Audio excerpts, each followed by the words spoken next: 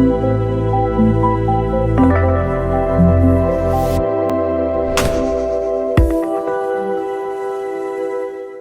मोटी मोटी चीज समझ लो और उनको फॉलो करना शुरू कर दो, ठीक है। नहीं तो इंतजार करो कैंसर का,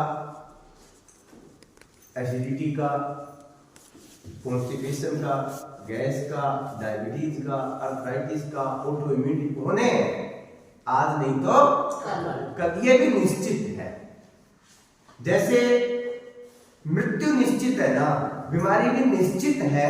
अगर आप अपने शरीर का ध्यान नहीं रख रहे हैं तो आज नहीं तो कल आनी है। ये लिख लो अपने डायरी में। सिर्फ सोने से पहले अपने आप से एक चीज पूछनी है हर रोज कि आज मैंने अपने शरीर के लिए, अपने मन के लिए, अपने इमोशंस के लिए क्या किया आज मैंने। बस वहीं से आपको पता चल जाएगा कि बीमारी आनी है कि नहीं आनी है, कि आज मैंने किया क्या है। और मेरा एक्सपीरियंस ये कहता है कि रियलिटी ये है कि लगभग 95% लोग अपने शरीर के लिए, मन के लिए तो 100% ही मान लो कुछ नहीं करते, ठीक है। लेकिन अभी हम बात कर रहे हैं फिजिकल हेल्थ की बात कर रहे हैं। 95% लोग कुछ भी करते ही नहीं हैं, इसीलिए बीमारियां ज्यादा हो रही हैं। ऐसा नहीं है। और इसके लिए हमें बचने का जो सबसे बढ़िया साधन है ना, कि हम अपना बचाव कैसे करते हैं, बीमारियां क्यों हो रही हैं। आजकल लाइफस्टाइल ऐसा है, आजकल जो है ना ये आपका पोल्यूशन बहुत ज्यादा है। ये अरे इसी पोल्यूशन में मैं रहता हूं भाई। जो लाइफस्टाइल आप जी रहे हो वही लाइफस्टाइल मैं भी जी रहा हूं। आपसे थोड़ा सा ज्यादा एंजॉय करता हूँ ये मॉडर्न डाइट और ये सारी चीजें। कोई ऐसा फूड नहीं है जो मैं ना खाता हूं। सिर्फ कुछ चीजें छोड़ दो जो मेरे कल्चर में नहीं है। जैसे नॉनवेज मैंने कभी खाया नहीं, खाने की इच्छा भी नहीं, क्योंकि वो मेरी कल्चर में नहीं है।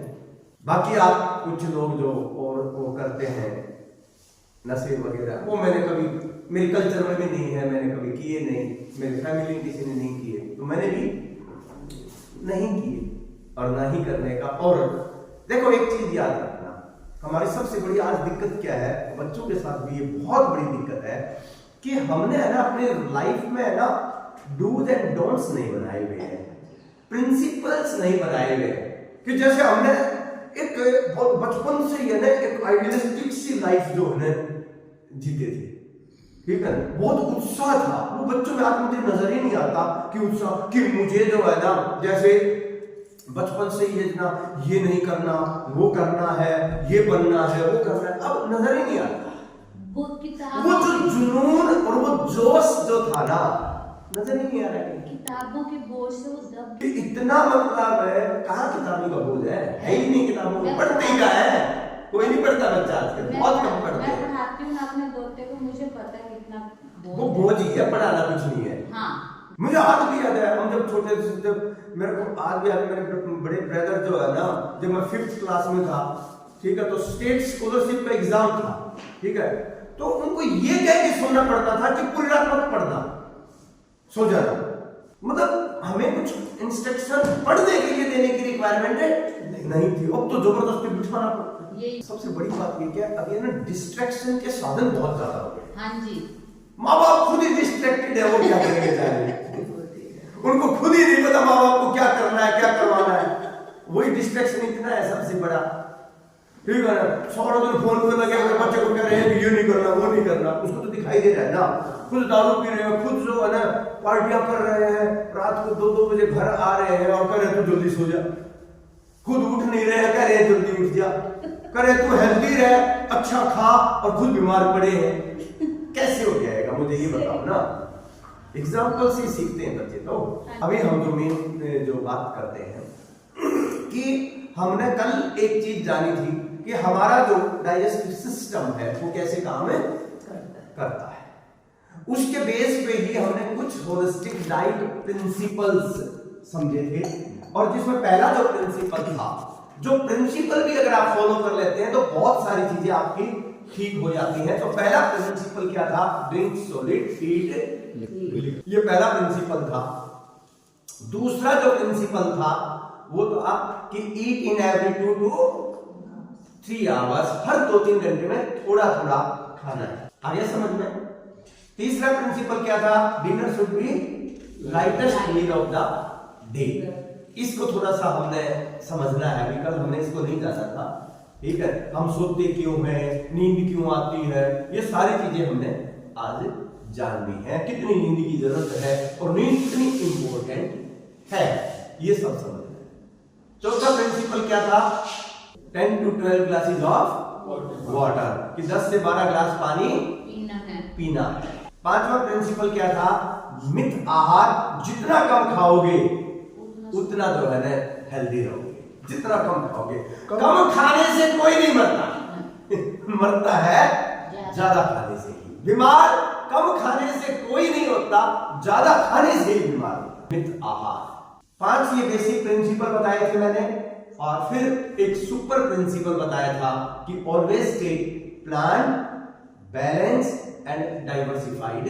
प्लानिंग के साथ खाना है, बैलेंस डाइट लेनी है और डाइवर्सिफाइड डाइट लेनी है। ये नहीं है कि रोज जो है ब्रेड और बटर के पीछे ही पड़े रहे, और भी बहुत सारी चीजें हैं वो सारी। ये 5+1 प्रिंसिपल मैंने आपको बताया। अब कल हमने एक चीज समझी थी कि जो हमारा डाइजेशन है वो मुंह में शुरू होता है।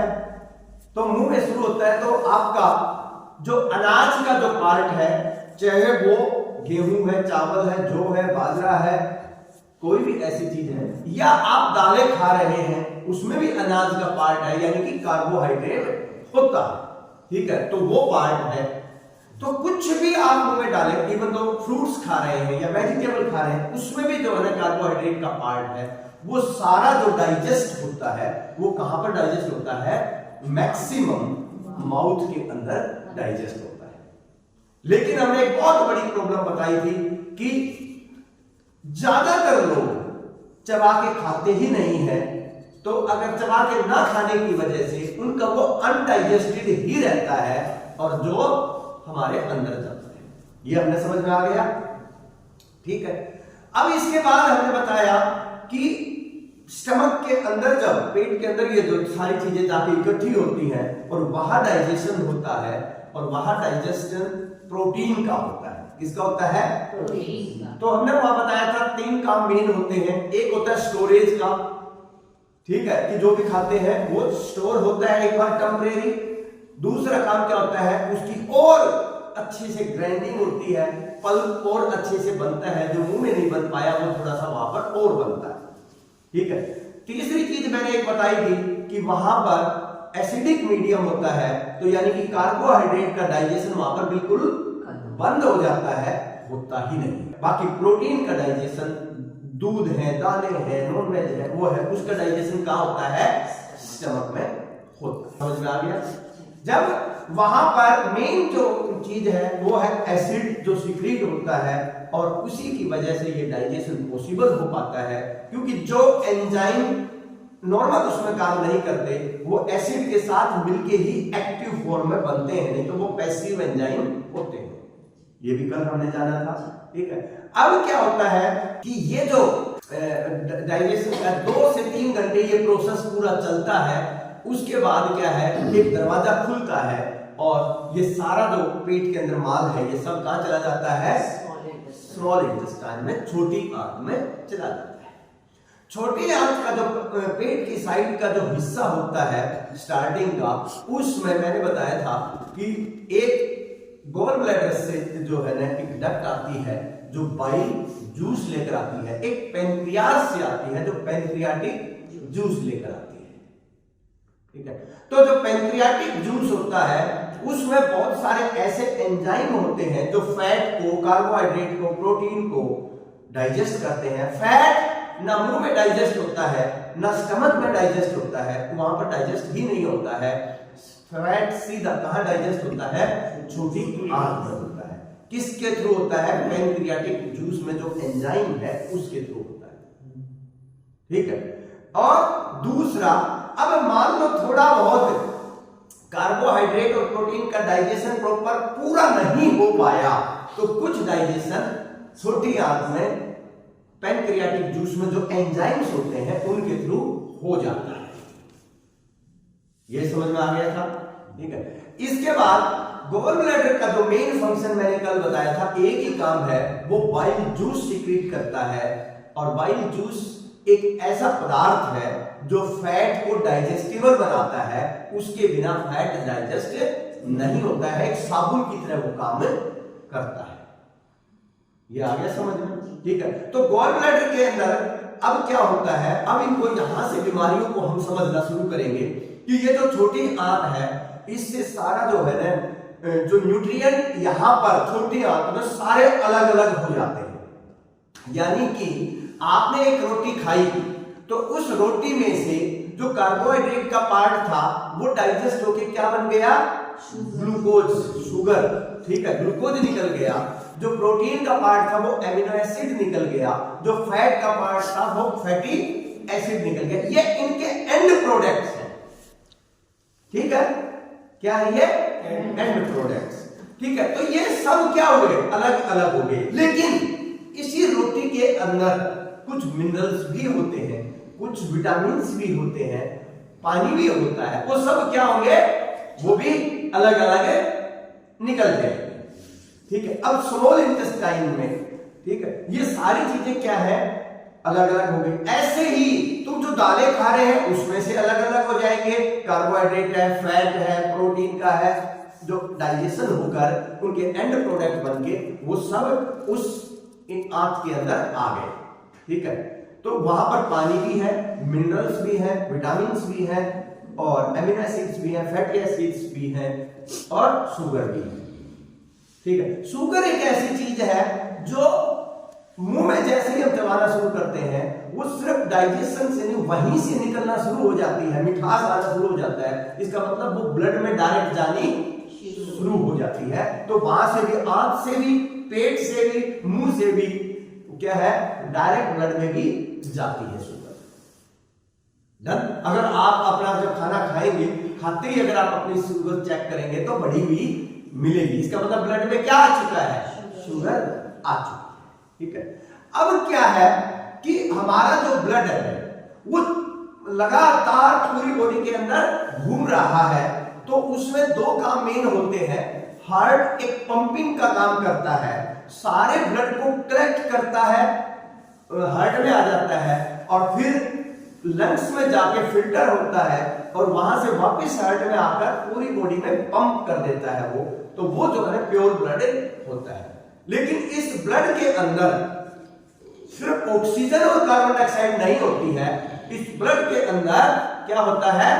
सारे न्यूट्रिएंट्स होते हैं।